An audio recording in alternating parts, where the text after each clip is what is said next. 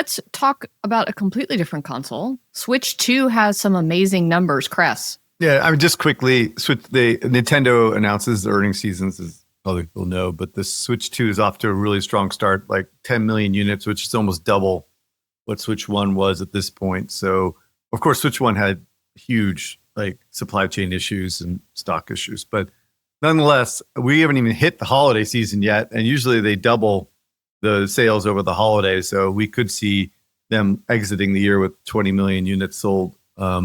They raised their guidance to 19 million, I think, and a lot of people think that they're just going to blow by that as well. Software sales were reasonably strong. Nintendo's looking good. Consoles are not dead.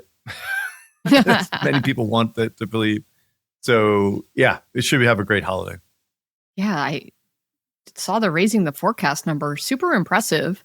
A lot of the sales have been more to the core gamer, and I don't know, actually, my friend just bought it for her kids. So I guess it is starting to trickle down to that next family unit versus the Nintendo fanboy and girl. Again, what I've been telling my clients over the last year is that there's nothing else to buy this holiday, right? Like when you think about it, like there's no big toy, there's no new console. Like if GTA were here and people were buying consoles to upgrade to GTA, like that would be a little bit more of a headwind for them. But I think Nintendo has its own window here to sell a shit ton of units and upgrade everybody and for something to put under the tree. And what maybe people don't know is that even though retail is dead from the eyes of gamers in a lot of ways because everyone's buying digital, but for holiday time, retail is still king. And when you go to Walmart, Target, Best Buy, all they're going to be doing is promoting Switch because that's the only thing that's going to get people into the door, right? From a gaming perspective. So they'll push it pretty hard.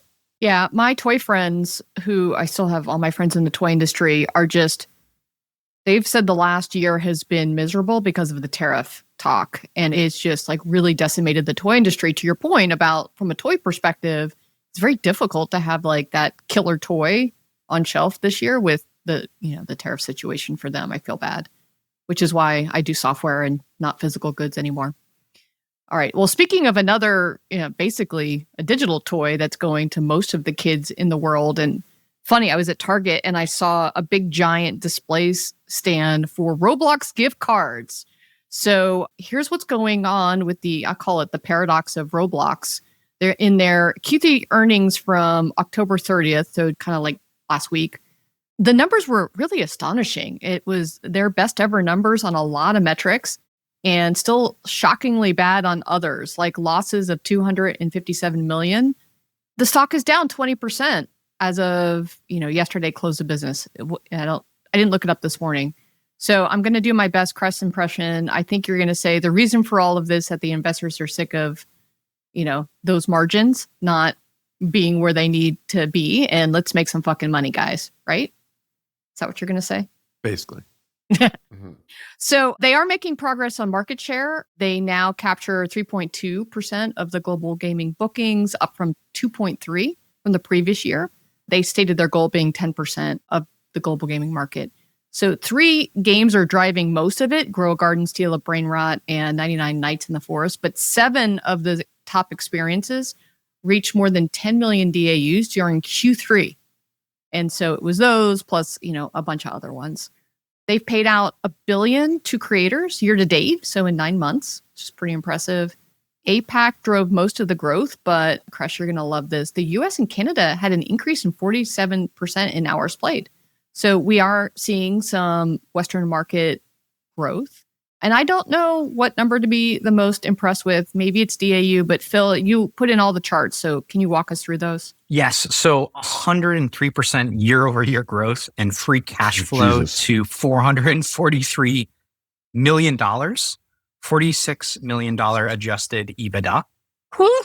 But here's the chart that blew me away. Right now, we're looking at DAU. So in Q3 2025, they hit 151 million DAU. That is up 70% year over year and is a 40 million DAU increase over Q2 2025. Oh my God. I just where do they keep finding these users? And we'll see in a moment where they keep finding them because they provide regional breakdowns. And despite some of Eric Kress's previous warnings, they are also up 32% year over year in US and Canada. So it's not just tier 3 regions although that is where they're experiencing the strongest growth. So Europe is up 56% in terms of DAU year over year. APAC is 108%. So it is true that they are growing more in other regions, but they still continue to grow in tier 1 regions. The age group, we've talked a lot about this, over 13, under 13. A lot of people can lie, they can report different things, but they are still showing growth in a 13 plus age group, and it grew at a faster rate than the under 13. Up 89% year over year. Let it go. I'm just reporting what they report, Eric. Yeah, we'll do that. We'll do your take in a second. Your asterisk as well. Well heard. And here is the other thing that we've been keeping track of. It is stock-based compensation. It is flat. And I think this is a key part of the Roblox story is would they be able to get their costs under control? And when it comes to stock-based compensation, it was something that was growing, and quarter over quarter, it is largely flat. Now, that being said, they have other costs which have been growing. As of course, we'll see, I think some of the downturn in the stock price was due to a lot of their CapEx investments. And not only that, you got to remember that their marginal cost curve will always be tied to revenue because they had developer-based payouts, which is something that Spotify deals with quite a bit. The last thing I want to throw at you is this free cash flow number, because it is out of this world. $440 million in free cash flow in Q3 2025. That is more than double what they had in Q2 25. So congrats to them. I am curious why the share price is down. I couldn't believe that Wall Street would expect something more. I think the things that we didn't see a lot of conversation about was the ads platform, which has been in the background. The things that they ended up talking about was the viral experiences have driven a lot of this growth. And remember, those DAU numbers have been pretty steady when we talk about Grow a Garden or Steal a Brain Rat. It doesn't look like flashes in the pan. The other thing they talked about was AI discovery in the platform driving a lot of this. So solving a lot of the search costs that users finding great games on the platform, and dynamic price floors. Got a shout out on the Roblox marketplace. Congrats to the econ team, absolutely slaying. Every single quarter, it seems like they're doing something that drives bottom line results. One last thing I'll throw in there was the web Robux. Remember, you can still buy Roblox on the web now. They're taking advantage of direct to consumer too. Yeah, it's just impressive stuff. They've actually had a lot of employee shakeups at the higher levels. I think, Chris, you've talked about the changes with product. Their head of partnerships left not too long ago. And I get asked by my non-gaming friends and my gaming friends, like, what is going on with Roblox? How do I use it? And I just want to make sure that we say this out loud. My key piece of advice with Roblox is that this is a marketing platform for you in your game, in your product or your brand. Likely not a revenue driving platform. Remember, this is driven by, you really have to have like a gamer experience that completely understands the play pattern and the use case of this. So for all that is holy, please do not make a gamer experience. Explore integrations, look at brand opportunities first. Advertising is picking up, rewarded video is picking up. So all of those are ways for you to use the platform without making a game. The eyeballs on this are huge, as you can see. Gen Alpha is the best possible place for you to get in front of them. Like, this is Roblox. The other thing I wanted to point out with Matthew Ball, we haven't talked about him in a while. He is the latest to post about this. So his tweet says Roblox's quarterly engagement hours are now about 82.5%, as much as Netflix's. In Q3 25, Roblox was used more than it was the entire first year of the pandemic combined, Q2 2020 through Q1 2021. And so from the chart, you can also see that I think it's still 80% of the hours in the use case is on mobile, a touch on console. And I think it's growing a little bit as it's gotten to more console partners, and obviously a little bit on PC desktop. But this is a mobile platform that is absolutely reaching kids. So, Mishka, I think you saw this tweet. What did you think? What's going on? So there's the notion of this that I'm just going to quote the post said, Roblox has a problem. Roblox is becoming, or always has been, a non-monetizing, unprofitable platform. Roblox has never made a profit in any quarter of its existence in 21 years. Roblox has been solely investor supported and funded from 2004 to 2025. So just a, take on this uneducated take, which basically shares that they had a revenue of, 1.4 billion and up by 50%. Bookings were 2 billion. They were up by 70%. And yet the net losses were over 250 million. So I think the problem here is that people who post this, they don't understand, as Eric said correctly, the difference between bookings and revenue and profit, because bookings show the total value of Roblox purchases, and them growing 70% is absolutely enormous because it means the players are spending and engaging, and that is just growing. And the bookings mean that somebody buys Robloxes, but they're just not spending them right away. Nevertheless, that purchase has been made, and so it shows it as a booking versus direct revenue. And in my opinion, this is one of the best signals of the platform health and the monetization power, because players are putting down the cash to the platform faster than they were ever before.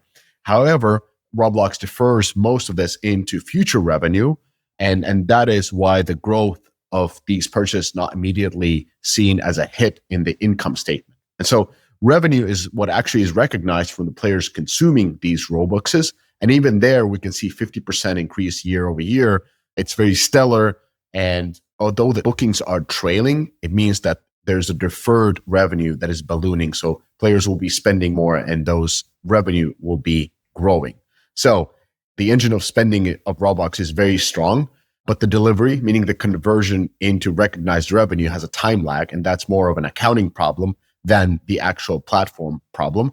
And if the bookings are growing as sustained as they have till date, and the costs are normalized, as Phil was showing, the gap between those bookings and the actual revenue will become a tailwind for the future quarters. And I don't understand how this is not recognized by Wall Street. So, Cress, can you enlighten us? Okay. So behind the numbers of an absolutely breathtaking quarter is a few things. One is they are not monetizing the audience better, right? They are monetizing it very consistently, okay? And part of that growth that you so eloquently described of a DAU by region was 80% growth on DAUs is rest of world, right? 32% is US. The difference between the monetization of the rest of world and US is fucking dramatic, right? It's like $50 per user versus like 10 or something insanely low, right? So if you're growing at the rest of world far greater than you are at the US and Canada, you're basically losing money in a lot of ways because you're basically paying for the same amount of DAU, right? Incorrect, because what you see when you look at their numbers, when you look at the average amount they make per payer per month, it's been steady at $20 basically their entire history.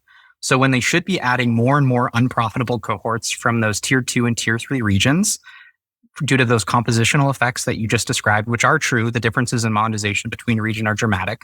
But when you aggregate it all, they've been steady at that $20 per payer per month. But you're still, the cost side of it, the cost side of it is dramatic, right? Because distributing games the way they do and how expensive it is to deliver this type of content on mobile is probably less expensive, but still very expensive in rest of world as it is in the US, right? So I agree. The cost side of it is so dramatic that like growing in rest of world is not good really for the P&L, right? So having said that, they have become profitable, but Wall Street, all they give a shit about what's going to happen going forward, not nearly what's happened in the past. Like you have to always keep that in mind. So in the report, they basically suggested that they would have margin pressure going forward because they have to reinvest more into the infrastructure to support all these users, right? So I will say this until the cows come home, right? Like DAU, MAU, that is a fucking vanity metric just in general, right? It's just not what is generating revenue. Again, the reason I got bullish is on the stock is because advertising could unlock some revenue potential from that DAU, MAU. But from Roblox perspective, it is very expensive. So when they say that they are going to have to reinvest even more money going forward, that means their margins are going to come down. And that's reflected in some analysts. And that's why the stock got just destroyed, right, overnight. And plus, it's been up so much recently. I was actually wondering, since they invest so much in infrastructure, and that's so important here, and to your point, like their cost per user is flat no matter where they come from. If you're from India, from the United States, if you're from Europe, they're all paying the same marginal cost profile, despite the revenue being different. Of course, that results in wildly different margins. But do you think because there's all this competition in terms of AI for data centers that they're going to pay higher costs for their infrastructure going forward? Probably. And that could be part of it too, right? They're getting squeezed out by all this money that's chasing AI. That's possible. I could look into that. Actually, getting rid of all these deferrals and all this stuff and talking about gap revenue, like fiscal 25 EBITDA is going to be about 1.6 billion. And that's like a 24% margin. And next year, Jefferies has estimated that their margins will go down to like 20%, right? So from 22%, from 24%. So that's why the stock got hurt, was because their profitability is actually going down on a non-GAAP basis. That's why whoever did that report that you were talking about, Mishka, is just completely causing all kinds of a mess in terms of understanding the story, really. The other part is that the big expenses that changed this year were the dev exchange expenses. So the dev exchange fees went up dramatically, like I think from 900 million to 1.5 billion, how much money they're giving to their developers. Infrastructure and R&D ratio continued at the same kind of ratio.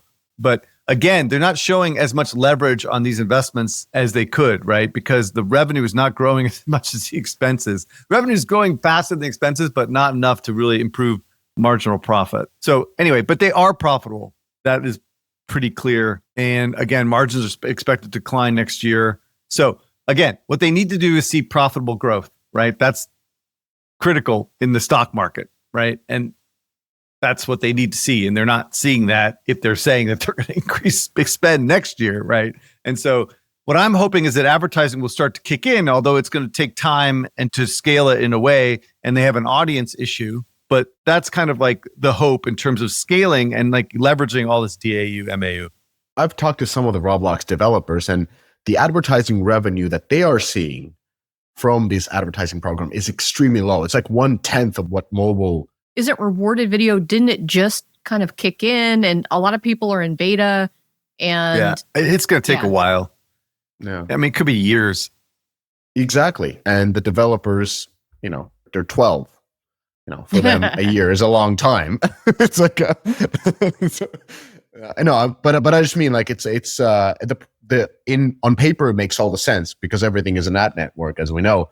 But currently, it's just not as interesting for the developers. But again, we have actually chief business officer of Roblox coming in on the podcast, and that's one of my questions to him. So I'm going to reiterate. I know I'm a broken record on this. The age fucking metrics on this platform are total fucking bullshit. Absolute 100% bullshit, right? And there is no incentive for them to age verify properly on their platform. Everyone knows this internally, externally. Like, I hate people who use that narrative that they're growing up the age demo. They're just not, right? They're really not, So, I mean, maybe in third world countries, then that makes sense, right? Because there's no alternative, so they can play these amazing experiences on mobile, right? But then that doesn't matter. It really, all that matters is the US is like, what is the age demographic in the US? And I'm telling you, it ain't even near what they're reporting on this. This is total bullshit, okay?